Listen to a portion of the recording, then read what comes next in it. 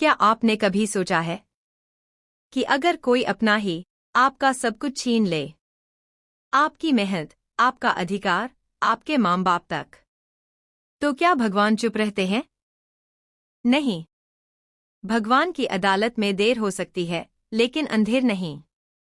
जिसने भाई को लूटा, वह रोया भी और सब कुछ खोया भी।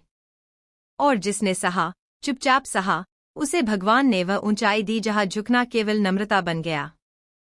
यह कहानी है एक गांव के दो भाइयों की। एक ने लालच से रिश्ते बेचे, दूसरे ने त्याग से भगवान को पाया। जो अंत में हुआ, वो इतना करुण, इतना न्यायपूर्ण और इतना गूंजता हुआ था कि पूरा गांव कांप गया और भगवान का नाम एक बार फिर सत्य की मिसाल बन गया। इस कहानी को आखिर तक जरूर देखिए, क्योंकि इसका अंत देख दिल दहल जाएगा और आत्मा कहेगी, सच कभी नहीं हारता। रिश्तों की डोर बड़ी नाजुक होती है, और जब खून के रिश्तों में ही स्वार्थ और लालच पनपने लगे, तो उसका अंत कितना भयानक हो सकता है, यह समझने के लिए इस कहानी से बड़ा उदाहरण शायद ही कोई हो। यह सिर्फ एक गांव की कहानी नहीं, बल्कि हर उस इंसान के लिए एक चेतावनी है, जो अपने स्वार्थ में अपनों को ही भूल जाता है। उत्तर भारत के हरियाली से घिरे मैदानी इलाकों में बसा एक शांत, आत्मीय और सांस्कृतिक रूप से समृद्ध गांव था रामपुर। चारों ओर लहराते खेत, बीच बीच में छोटे छोटे पोखर, मंदिर की घंटियों की गूंज और गांव के बच्चों की खिलखिलाहट से यह गांव जीवंत प्रतीत होता था। रामपुर की सबसे बड़ी खासियत थी वहां के लोग। मेहनती, ईमानदार और एक दूसरे के सुख दुख में सहभागी। इसी गांव के बीचों बीच एक विशाल पुराना लेकिन मजबूत मकान था।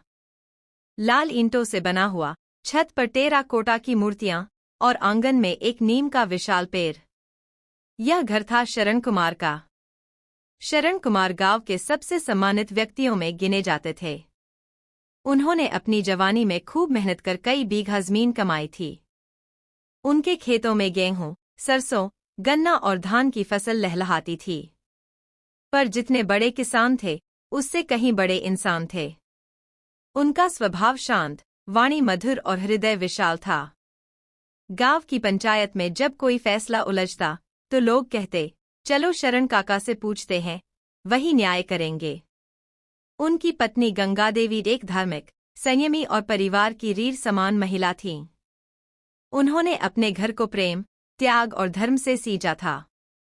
हर सुबह तुलसी चौरे पर दीप जलाना, घर में गीता पाठ करना और गांव की जरूरतमंद बहनों की मदद करना उनका नियम था। शरण कुमार और गंगा देवी के दो बेटे थे, बड़ा हरिलाल और छोटा बृजलाल। दोनों का जन्म कुछ वर्ष के अंतराल में हुआ था, लेकिन स्वभाव जैसे दिन और रात। हरिलाल बचपन से ही चालाक, महत्वाकांक्षी और थोड़ा स्वार्थी प्रवृत्ति का था। वह गांव की अपेक्षा शहर की चकाचौंध में रुचि रखता था। उसे धन, दिखावा और ताकत में विश्वास था। बृजलाल एकदम उलट था, शांत, मेहनती, भावुक और धार्मिक। वह गायों की सेवा करता, खेतों में पिता का हाथ बटाता, माँ के साथ पूजा करता और लोगों की मदद करने में सुख महसूस करता। गांव के लोग अक्सर कहते, बृजलाल तो अपने बाबूजी पर गया है। बचपन में जब भी खेत में बैल चलते, दोनों भाई साथ बैठते। लेकिन हरिलाल जल्दी थक जाता और छाव में बैठ जाता, जबकि बृजलाल बैलों के साथ साथ चलता। एक बार बाढ़ में गांव का पुल बह गया था। लोग फंसे हुए थे। शरण कुमार और बृजलाल ने खुद नाव लेकर लोगों को पार पहुंचाया, जबकि हरिलाल उस दिन अपने दोस्तों के साथ खेल में मस्त था। गंगादेवी समझ जाती थी कि दोनों बेटों की प्रवृत्ति अलग है, लेकिन उन्होंने कभी किसी से भेदभाव नहीं किया। शरण कुमार ने दोनों बेटों को पढ़ाया। हरिलाल 8वीं के बाद पढ़ाई छोड़ शहर चला गया व्यापार सीखने और पैसा कमाने के लिए। वहीं बृजलाल 10वीं तक गांव के स्कूल में पढ़ता रहा और फिर खेती किसानी में रम गया। जब गांव में कोई बीमार होता, तो बृजलाल दवाई लेकर जाता। जब किसी की फसल खराब होती, तो वह खुद जाकर खेत में मदद करता। इस सब के बदले उसे सिर्फ आशीर्वाद मिलता, जो उसके लिए सबसे बड़ा धन था। त्योहारों पर शरण कुमार का घर सबसे पहले सजता। होली पर सबसे पहले रंग उनके आंगन से उड़ता, और दिवाली पर दीपों की कतार सबसे लंबी उनके घर की दीवारों पर दिखती। विवाह, पूजा या आपदा इस घर के लोग सबसे पहले मदद को पहुंचते। गांव के बच्चे इस घर को धर्मशाला कहते थे क्योंकि कोई भी भूखा नहीं जाता था। शरण कुमार अपने बेटों को रामायण और महाभारत की कहानियां सुनाते। वे कहते, धन से बड़ा धर्म है और भाई से बड़ा कोई रिश्ता नहीं। हरिलाल इन बातों को हंसकर सुनता, पर वह कहता, बाबूजी, आजकल दुनिया चालाकों की है, धर्म से पेट नहीं भरता। बृजलाल इन बातों को आत्मा में बसा लेता। उसे लगता, अगर भगवान ने सुन लिया तो मेरी मेहनत रंग लाएगी। एक दिन खेत में बृजलाल को सांप ने काट लिया। गांव वाले उसे तुरंत घर लाए। गंगा देवी ने ताबीज बांधा, शरण कुमार ने पुरोहित बुलाया और मंत्रोच्चार हुआ। 3 दिन तक घर में सन्नाटा रहा। हरिलाल उस समय शहर गया हुआ था। जब लौटा तो देखा माँ-पिता बृजलाल के लिए आंसू बहा रहे थे। उसके मन में एक चुभन हुई, जब मुझे बुखार आया था तब किसी ने ऐसे नहीं रोया था। उस दिन पहली बार ईर्ष्या ने उसके दिल में दस्तक दी। उसने खुद से कहा, अगर बृजलाल रहेगा तो मुझे कुछ नहीं मिलेगा। यह चुभन धीरे धीरे अंदर बैठ गई और इसी के साथ शुरू हुआ एक ऐसा अध्याय जिसमें एक भाई दूसरे का हक छीनने को तैयार हो गया। रामपुर गांव में समय जैसे थमने लगा था। खेतों में पहले जैसी हरियाली थी, लेकिन अब शरण कुमार की उम्र और स्वास्थ्य की लकीरें साफ दिखने लगी थीं। उनका शरीर अब पहले जैसा फुर्तीला नहीं रहा था, आवाज में कंपन आ गया था और आंखें धुंधली होने लगी थीं। गंगादेवी दिन रात उनकी सेवा में लगी रहती थीं। तुलसी की पूजा के बाद अब उनका दिन शरण कुमार की दवा, तेल मालिश और घरेलू उपायों में बीतता। बृजलाल हर सुबह पहले गायों को चारा देता, फिर खेतों का निरीक्षण करता और फिर बाबूजी के लिए काढ़ा और जलपान लेकर बैठता। हरिलाल अब कभी कभार ही घर आता। जब आता तो या तो नए कपड़े पहनकर मोबाइल पर बात करता या फिर किसी दस्तावेज की बात करता। उसके हाथ में हमेशा कोई न कोई योजना होती, खेती बेचने की, कोई व्यापार शुरू करने की या बैंक से लोन लेने की। हरिलाल अब जान चुका था कि बाबूजी की तबीयत लगातार गिर रही है और यह सही समय है संपत्ति अपने नाम कराने का। एक रात उसने अपनी पत्नी शांता से कहा, अब बहुत हुआ। अगर मैं इंतजार करता रहा तो यह बृजलाल सब ले जाएगा। उसे तो बाबूजी के कदमों में बैठना आता है और मुझे व्यापार करना। अगर मुझे गांव में टिकना है तो सब अपने नाम करना होगा। शांता, जो खुद भी थोड़ी लोभी और चालाक महिला थी, बोली, अगर तुमने अब भी चुप्पी साधी तो जमीन बंटेगी और तुम सोचते रहोगे। हरिलाल ने एक फर्जी वकील से संपर्क किया। गांव से 20 किलोमीटर दूर एक कस्बे में बैठने वाला वह वकील इस तरह के कामों में माहिर था। हरिलाल ने एक नकली वसीयत तैयार करवाई जिसमें लिखा था, मैं, शरण कुमार, अपने होशोवास में यह घोषणा करता हूं कि मेरी सारी चल अचल संपत्ति मेरे बड़े पुत्र हरिलाल को दी जाती है, क्योंकि वही मेरे उत्तराधिकारी के रूप में सबसे अधिक योग्य है। उस दिन घर में बाबूजी की हालत बेहद नाजुक थी। गंगादेवी मंदिर में पूजा कर रही थी और बृजलाल गांव के स्कूल में बच्चों के लिए अनाज पहुंचाने गया था। हरिलाल ने वही मौका देखा। वह कमरे में गया और कांपते हुए शरण कुमार का हाथ पकड़कर वसीयत पर अंगूठा लगवा दिया। बाबूजी कुछ बोलना चाहते थे, लेकिन उनकी आवाज गले में ही अटक गई। उनकी आंखें डबडबा गईं, जैसे कुछ कहना चाहते हों, पर हरिलाल ने उन्हें चुप करवा दिया। 3 दिन बाद एक ठंडी सुबह, जब गांव में कुहासा फैला था, शरण कुमार ने अंतिम सांस ली। उस दिन गांव की हवाएं भी जैसे शोक में डूबी थीं। मंदिर की घंटी देर तक बजती रही और हर किसी के चेहरे पर गम का साया था। गंगादेवी फूट फूट कर रोईं।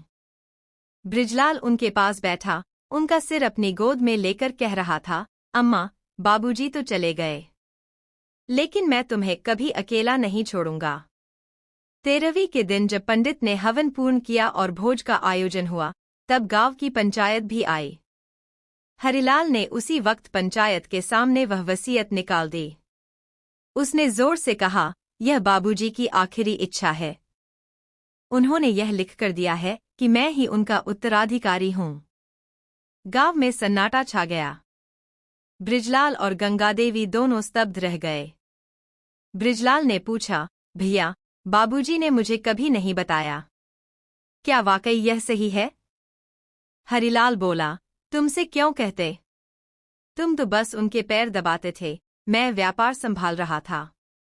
उन्होंने समझदारी से फैसला लिया। गंगादेवी ने वसीयत को देखा। वो कांपती आवाज में बोली, यह बाबूजी की लिखावट नहीं है। यह तो। हरिलाल ने झल्लाकर कहा, अम्मा, अब आप भी यही बात करेंगी? क्या आप भी बृजलाल के पक्ष में हैं? गांव वालों में कानाफूसी होने लगी। लेकिन वसीयत पर अंगूठा था। पंचायत कुछ नहीं बोल सकी। कुछ ही दिन में हालात बदल गए। हरिलाल ने गंगादेवी और बृजलाल से कह दिया, अब ये घर मेरा है, आप लोग कहीं और जाइए। बृजलाल ने विनम्रता से कहा, भैया, ये घर हमारे बाबूजी का है, इसमें मेरा भी हक है। हरिलाल बोला, हक की बात मत करो, कागज बोलता है, भावना नहीं। अगले ही दिन गंगादेवी और बृजलाल अपने पुराने मवेशियों के घर में शिफ्ट हो गए। वो घर जो पहले गौशाला था, अब उनके जीवन का एकमात्र आश्रय बन गया। मिट्टी की दीवारें, एक पुराना चारपाई और आंगन में एक टूटा घड़ा, वही अब उनका संसार था। बृजलाल ने मां का हाथ थामते हुए कहा, अम्मा, आप चिंता मत करो, जब तक मैं हूं, आपको कोई तकलीफ नहीं होने दूंगा। गंगादेवी की आंखों में आंसू थे, लेकिन उस आंसू में डर नहीं था, वह सिर्फ एक मां की वेदना थी, जिसने अपना बेटा खो दिया, जिंदा होकर भी। बृजलाल और गंगादेवी अब गांव के किनारे पर स्थित पुराने मवेशियों के घर में आ बसे थे। यह घर पहले एक गौशाला था, जिसे मिट्टी और फूस से बनाया गया था। जब बारिश होती तो पानी अंदर टपकता और गर्मियों में छत तवे जैसी तपती। लेकिन यही अब उनका एकमात्र ठिकाना था। घर के भीतर कोई बिस्तर नहीं था, एक पुरानी चारपाई और 2 पत्थर के सिलबट्टे ही फर्श की शोभा थे। एक ओर मां के लिए एक छोटा सा पलंग रखा गया था और दूसरी ओर बृजलाल रात में एक बोरे पर सोता। खाने के लिए कभी सूखी रोटी होती, कभी चावल के साथ थोड़ा नमक। लेकिन यह घर अब एक तपोभूमि जैसा बन गया था, सादगी से भरा, पर सच्चाई से जगमगाता हुआ। गंगादेवी दिन भर भगवान से प्रार्थना करती, हे प्रभु, तूने परीक्षा ली, अब थोड़ा करुणा दिखा। बृजलाल हर सुबह 4 बजे उठता, मां के पैर छूता और फिर मंदिर जाता। तुलसी को जल चढ़ाता और वहीं बैठकर आंखें बंद करता। वह भगवान से कहता, प्रभु, तूने मेरा सब कुछ छीन लिया, लेकिन तूने मेरी मेहनत नहीं छीनी। मैं खड़ा रहूंगा जब तक जीवन है। गांव में अब बृजलाल दूसरों के खेतों में मजदूरी करता था। जहां पहले लोग उसे शरण कुमार का बेटा कहकर सम्मान देते थे, अब वही लोग कहते, देखो, अब खुद का कुछ नहीं बचा, दूसरों के खेत में हल चला रहा है। लेकिन बृजलाल ने इन बातों पर ध्यान देना बंद कर दिया था। वह सुबह खेत में काम करता, दोपहर में घर आता, मां को खाना खिलाता, फिर शाम को मंदिर जाता। रात में वह बच्चों को ट्यूशन पढ़ाने जाता था ताकि थोड़ा अतिरिक्त पैसा आ सके। बृजलाल की पत्नी लक्ष्मी एक शांत, मजबूत और निष्ठावान स्त्री थी। उसने पति का साथ कभी नहीं छोड़ा। अब वह गांव की महिलाओं के लिए सिलाई का काम करती थी।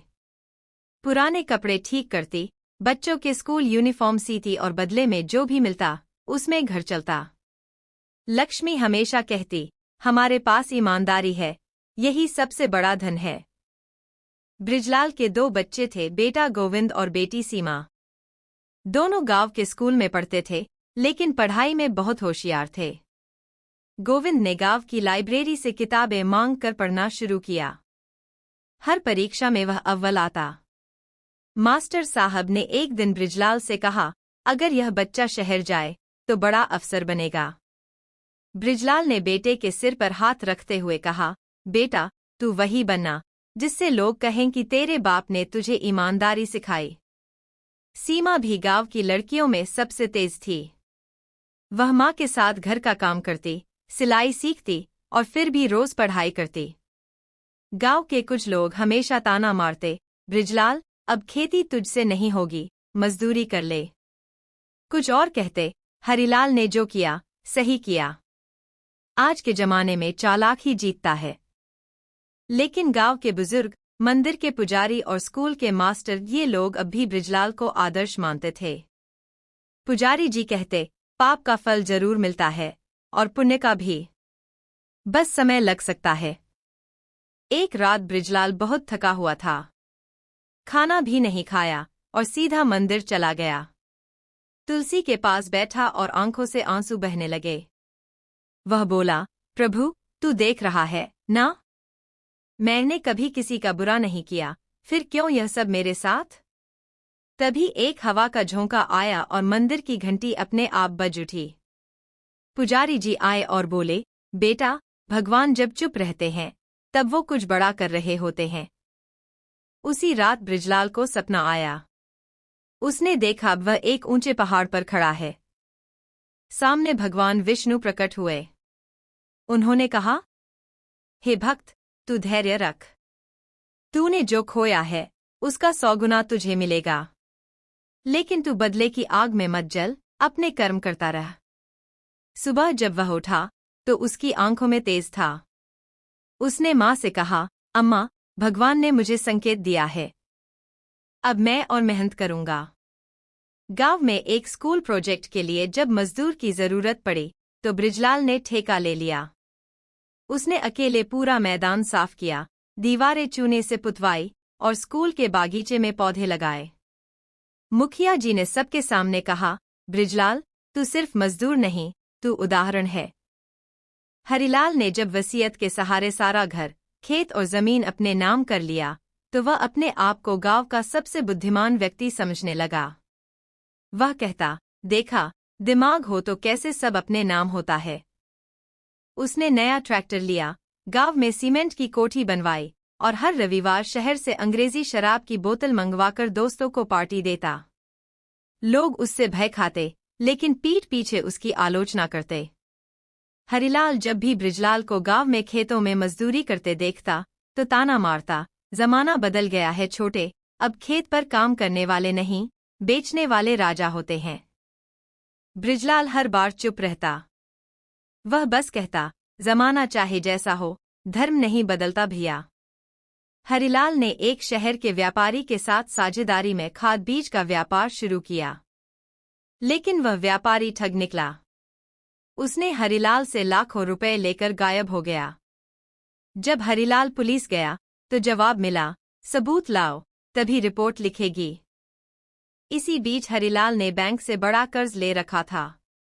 ब्याज बढ़ता जा रहा था। खेतों से जो आमदनी होनी थी वह मौसम की मार से चौपट हो गई। फसल आधी भी नहीं हुई। हरिलाल की पत्नी शांता अब कर्ज और सामाजिक दबाव से परेशान रहने लगी थी।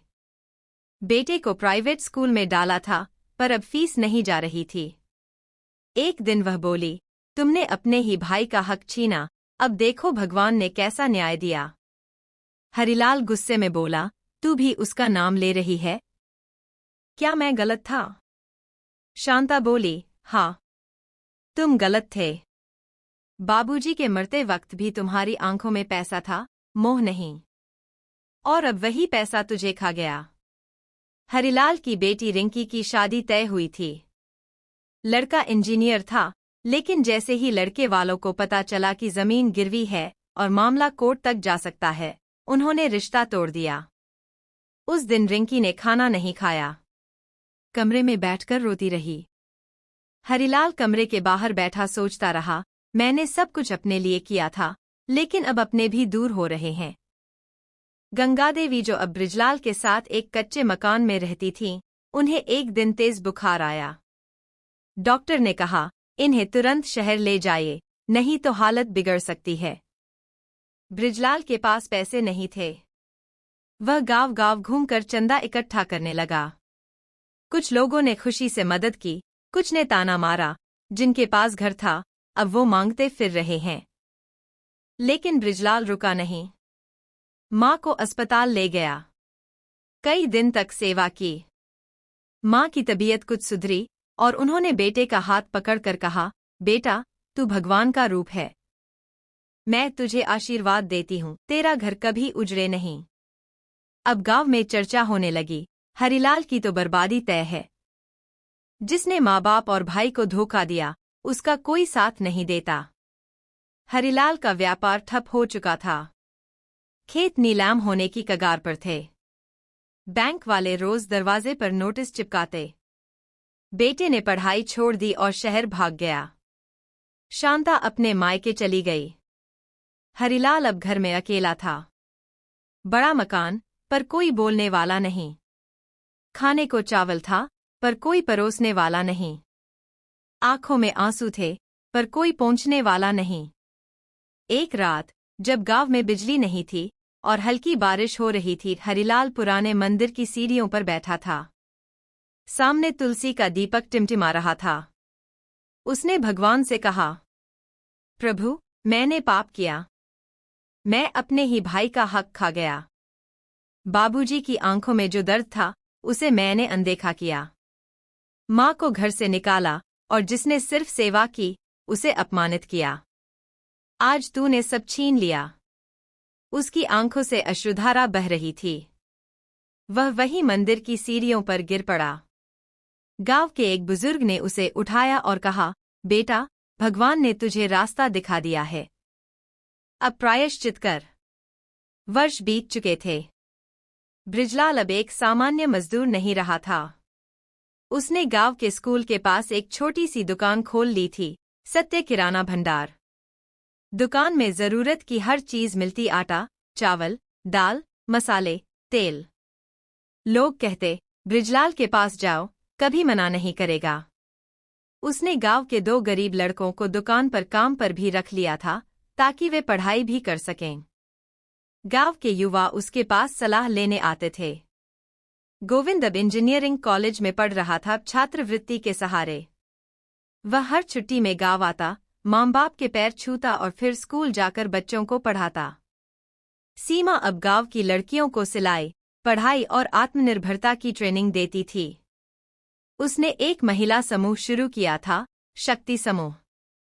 गांव की पंचायत में बृजलाल को सम्मानित किया गया, गांव का आदर्श नागरिक। गंगादेवी अब बहुत बूढ़ी हो चुकी थीं। एक दिन उन्होंने बृजलाल को पास बुलाया, उसके सिर पर हाथ रखा और कहा, बेटा, तेरा जीवन तपस्या से भरा रहा। तूने सब कुछ खोकर भी सब पा लिया। भगवान तुझसे प्रसन्न है। उसी रात गंगादेवी ने शांत भाव से अंतिम सांस ली।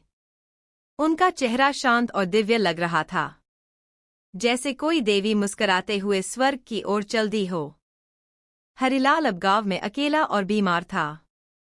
एक दिन वह कांपते पैरों से मंदिर तक पहुंचा। वहां उसने पुजारी से पूछा, क्या भगवान मुझे माफ करेंगे?